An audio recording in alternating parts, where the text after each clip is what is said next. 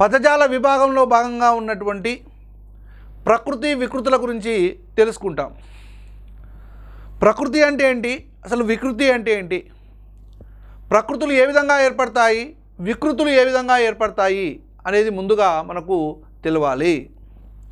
అసలు తెలుగు భాషలో ప్రకృతులు ఏ విధంగా ఉన్నాయి, అసలు వికృతులు ఏంటివి అని చూసినట్లయితే అంతకన్నా ముందుగా మనము తత్సమాలు తద్భవాల గురించి తెలవాలి.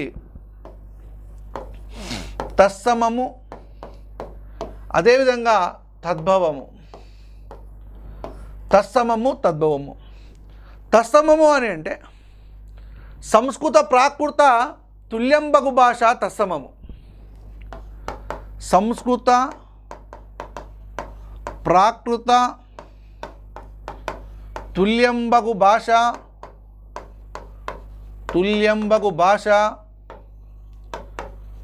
తత్సమము. సంస్కృత ప్రాకృత తుల్యంబగు భాష తత్సమము అంటే తెలుగు భాషలో, మన తెలుగు భాషలో సంస్కృత భాషా పదాలతోటి ప్రాకృత భాషా పదాలతోటి తుల్యము సమానమైనటువంటి పదాలు మన తెలుగు భాషలో వ్యవహరించబడుతుంటాయి. ఆ సమానమైనటువంటి పదాలను ఏమంటారు అని అంటే తత్సమాలు అని అంటారు. తెలుగు భాషలో సంస్కృత పదాలతోటి సమానమైనటువంటి పదాలు ఉన్నాయి. అదేవిధంగా ప్రాకృత భాషా పదాలతోటి సమానమైనటువంటి భాషా పదాలు తెలుగు భాషలో వ్యవహరింపబడుతున్నాయి. అటువంటి పదాలను ఏమంటామనంటే తెలుగు భాషలో తత్సమాలు అంటారు. ఉదాహరణ తీసుకున్నట్లయితే ఆకాశః అనేటువంటి ఒక పదము, ఇది సంస్కృత పదం. మీకు తెలిసే ఉంటుంది సంస్కృతము అని అంటే విసర్గతో కూడుకున్నటువంటి పదాలు అనేటువంటివి మనకు సంస్కృతంలో కనిపిస్తూ ఉంటాయి. అహా అహా అహా అనేటువంటిది వస్తుంది. మనకు శ్లోకాలే కానివ్వండి, ముఖ్యంగా వేదవ్యాసుడు రాసినటువంటి మహాభారతము, మహాభాగవతము, వాల్మీకి రాసినటువంటి రామాయణము, అనేకమైనటువంటి అంటే పురాణాలు, వేదాలు, ఉపనిషత్తులు అన్నీ మనకు సంస్కృత భాషలోనే ఉన్నాయి. అందుకే సంస్కృత భాషను ఆది భాష, తల్లి భాష, సురభాష, దేవభాష, రాజభాష, మొదటి భాష అనేటువంటి పేర్లతోటి పిలుస్తూ ఉంటారు. ప్రతిదీ మనకి సంస్కృతము అనేటువంటిది అన్ని భాషలకు మూలమైనటువంటి భాష, తల్లి భాష, మదర్ ఆఫ్ ఆల్ లాంగ్వేజెస్. అందుకే శ్రీనాథుడు అంటాడు, జనని సంస్కృతంబు సకల భాషలకును దేశ భాషలందు తెలుగు లెస్స.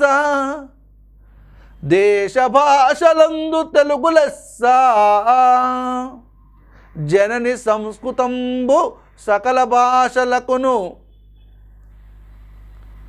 జనని అంటే తల్లి, అన్ని భాషలకు తల్లి లాంటిది సంస్కృత భాష. ఓకే, మరి ఇప్పుడు ఆకాశ అనేటువంటి సంస్కృత భాషా పదానికి తెలుగులో వ్యవహరింపబడినటువంటి సమాన భాషా పదము ఆకాశము.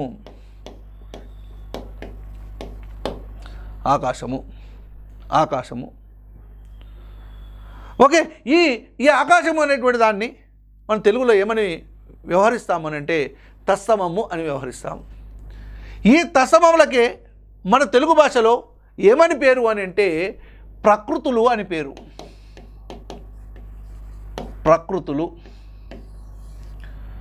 ప్రకృతులు అని పేరు తెలుగు భాషలో. తత్సమము అని అంటే తత్తు ప్లస్ సమము.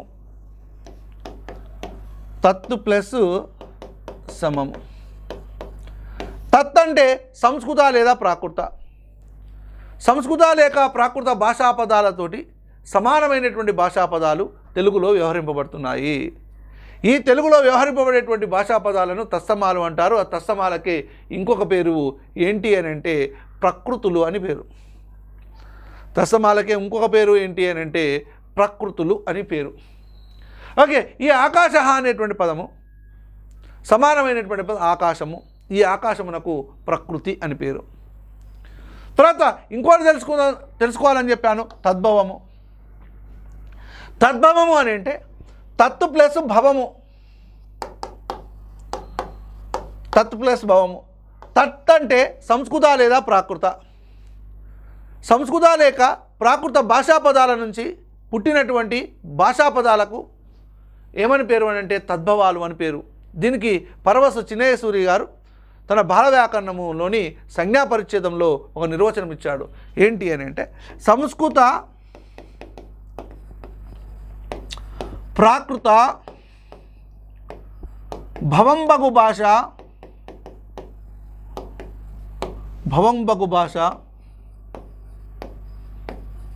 తద్భవం. భవము అంటే పుట్టిన. సంస్కృత ప్రాకృత భాషా పదాలతోటి సమానమైనటువంటి భాషా పదమేమో తత్సమము.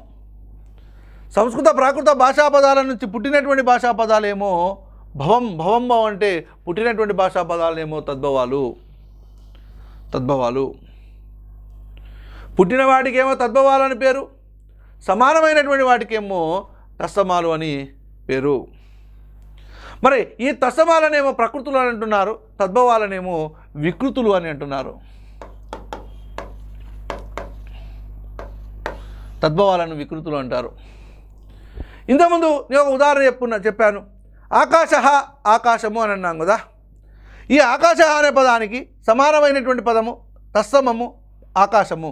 మరి ఈ ఆకాశ అనే పదం నుంచి పుట్టినది ఆకాశము. ఇదేంటంటే తద్భవం. అంటే ఇక్కడ ఆకాశమేమో ప్రకృతి అవుతుంది, ఆకాశమేమో ప్రకృతి అవుతుంది, ఆకాశమేమో వికృతి అవుతుంది. ఆకాశమేమో వికృతి అవుతుంది. ఇంకో ఉదాహరణ తీసుకుందాము.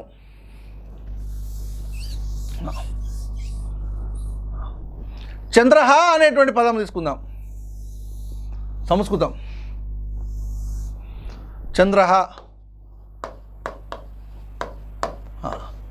ఈ చంద్రహ అనేటువంటి పదము సంస్కృతం నుంచి సంస్కృతానికి సమానమైనటువంటి పదము చంద్రుడు.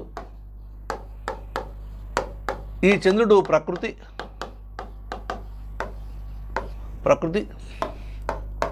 చంద్రహ అనేది ఏమవుతుంది, దాని నుంచి ఉద్భవించినది చంద్రుడు వికృతి. చంద్రుడు వికృతి. ఓకే, చంద్రుడు అనేది ప్రకృతి, చంద్రుడు అనేది వికృతి. చంద్రుడు అనేది ప్రకృతి, చంద్రుడు అనేది వికృతి. ఇట్లా అన్నమాట. అదేవిధంగా ఇంకా చాలా పదాలు సముద్రము సంద్రము ఇట్లాంటి మన భాషా పదాలు చాలా ఉన్నాయి. అంటే తెలుగు భాషలో తత్సమాలకేమో ప్రకృతులు అని పేరు, తద్భవాలకేమో వికృతులు అని పేరు. ప్రకృతి అంటే తెలుగు భాషలో సంస్కృత ప్రాకృత భాషా పదాలతో సమానమైనటువంటి పదాలను ప్రకృతులే అంటారు. తెలుగు భాషలో సంస్కృత ప్రాకృత భాషా పదాల నుంచి పుట్టినటువంటి పదాలను వికృతులు అంటారు. మరి ఆంధ్రప్రదేశ్ పాఠ్యపుస్తకాల్లో ఉన్నటువంటి ప్రకృతి వికృతులను మనం ఇక్కడ డిస్కషన్ చేసుకుంటాం. ఓకే, అగ్నిహి అన్నాడు. అగ్నిహి అనేది సంస్కృత భాషా పదం. దానికి సమానమైనటువంటిది ప్రకృతి అగ్ని. దానికి వికృతి పదము అగ్గి. ఇదేమో అగ్ని. ప్రకృతినేమో అగ్ని, వికృతేమో అగ్గి. నిమిష అనేది సంస్కృత పదం. దానికి సమానమైనటువంటి పదము నిమిషము. దాని నుంచి పుట్టినటువంటి పదము నిమిషము. ఇవేమో ప్రకృతులు. ఇటువైపు ఉన్నటువంటివి ఏమో ప్రకృతి, ఇటువైపు ఉన్నటువంటిది ఏమో వికృతి. ప్రకృతి వికృతి. నిమిషము. హృదయం ఎడద. హృది అంటారు అసలు సంస్కృతంలో. దానికి ప్రకృతి హృదయము, వికృతి యద. సింహం ప్రకృతి, దానికి వికృతి సింగం. పక్షి ప్రకృతి, పక్కి వికృతి. గుణము ప్రకృతి, గుణము వికృతి. చంద్రుడు ప్రకృతి, చంద్రుడు వికృతి. జట ప్రకృతి, జడ వికృతి. తీరము ప్రకృతి, దరి ఒడ్డు వికృతి. గర్వం ప్రకృతి, గర్వం వికృతి. చాలా సింపుల్, ఇవన్నీ మీరు తెలుసుకోవచ్చు. దీంట్లో జట అంటే జడ, చంద్రుడు చంద్రుడు చంద్రుడు, గుణము గుణము, పక్షి పక్కి, సింహం సింగం, హృదయము యద ఎడద, నిమిషము నిమిషము, గర్వము గర్వము. ఇంకా కొన్ని ఉన్నాయి, చూద్దాం. గౌరవం గోవం, దీపము దివ్యే, ఆహారం ఓగిరం, పక్షము పక్కము, నిజము నిక్కము, గర్భం కడుపు. ఇందులో ఎక్స్ప్లెనేషన్ ఏముండదండి. సమానమైనదేమో ప్రకృతి, సంస్కృత ప్రాకృత భాషాపదాలతో సమానమైనదేమో ప్రకృతి, సంస్కృత భాషాపదాలను సంస్కృత ప్రాకృత భాషాపదాల నుంచి పుట్టినటువంటిదేమో వికృతి. మరి సంస్కృతం ప్రాకృతం అని అంటున్న, సంస్కృతం అని తెలుసు, ప్రాకృతం అంటే ఏం లేదండి. సంస్కృతం నుంచి భ్రష్టు పట్టబడినటువంటి భాషనే ప్రాకృతం. సంస్కృతం నుంచి భ్రష్టు పట్టబడినది ప్రాకృతం, ప్రాకృతం నుంచి సంస్కరింపబడినది సంస్కృతం. సంస్కృతంలో అక్షరాలేమో 50, ప్రాకృతంలో అక్షరాలేమో 40. ఓకే, గర్భము, గర్భము అనేది ప్రకృతి, కడుపు అనేది వికృతి. బ్రహ్మ అనేది ప్రకృతి, బొమ్మ అనేది వికృతి. ప్రకృతి శయ్య, వికృతి సజ్జం. ప్రకృతి బృంగారము, బృంగారము, వికృతి బంగారం. గుర్తుపెట్టుకోండి, చాలా వరకు కన్ఫ్యూజ్ అవుతారు. ఇట్లాంటి పదాలే అడుగుతున్నాడు మనకు ప్రశ్నలుగా. ప్రకృతి ఏమో బృంగారం, బృంగారం, ఇటువైపు ప్రకృతి,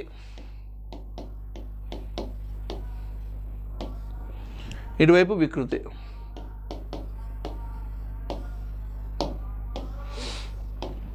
బృంగారం బంగారం.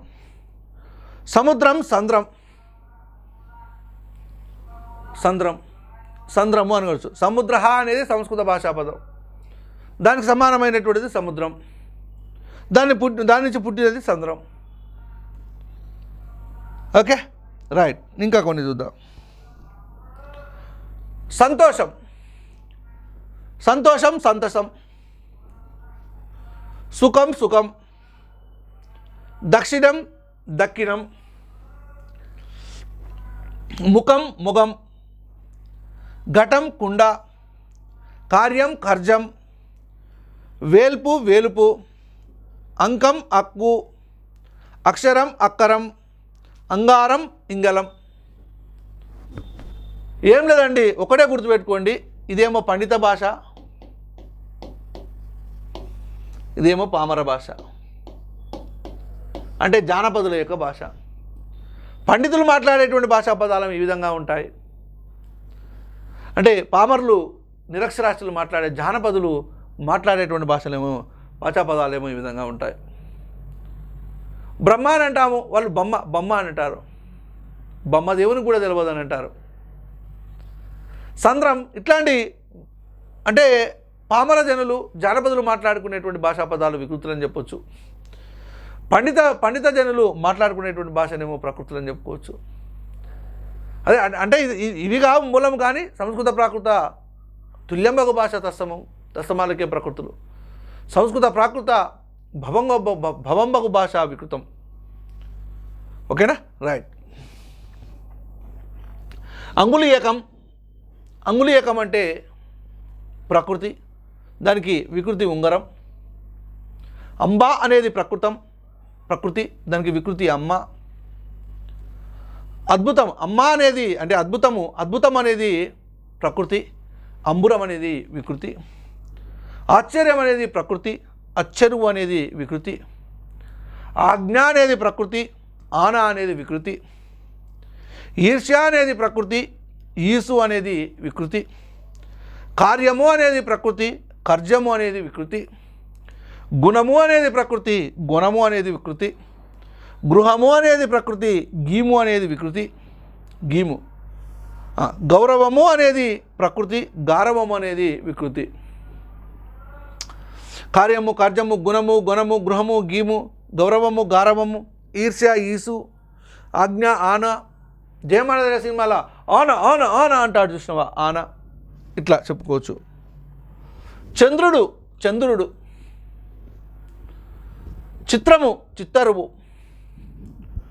దృష్టి దిష్టి, దిష్టి అంటే దృష్టి అన్నమాట. నిజము నిక్కము, పక్షి పక్కి, పశువు పసరం, పృథ్వీ పుడమి, భాగ్యము భాగ్యము, మతి మది, ముత్యము ముక్తము. ఈ ముత్యానికి మళ్ళీ ఒకసారి ముత్యం అని ఇచ్చేసేసి దీనికి ప్రకృతి ఏది అని అడిగాండి ఒకసారి. మౌక్తికము అసలు పదం, మౌక్తికం. ఇది కూడా మీరు గుర్తుపెట్టుకోవాలి. ఓకేనా? రైట్. ముత్యము ముత్యం.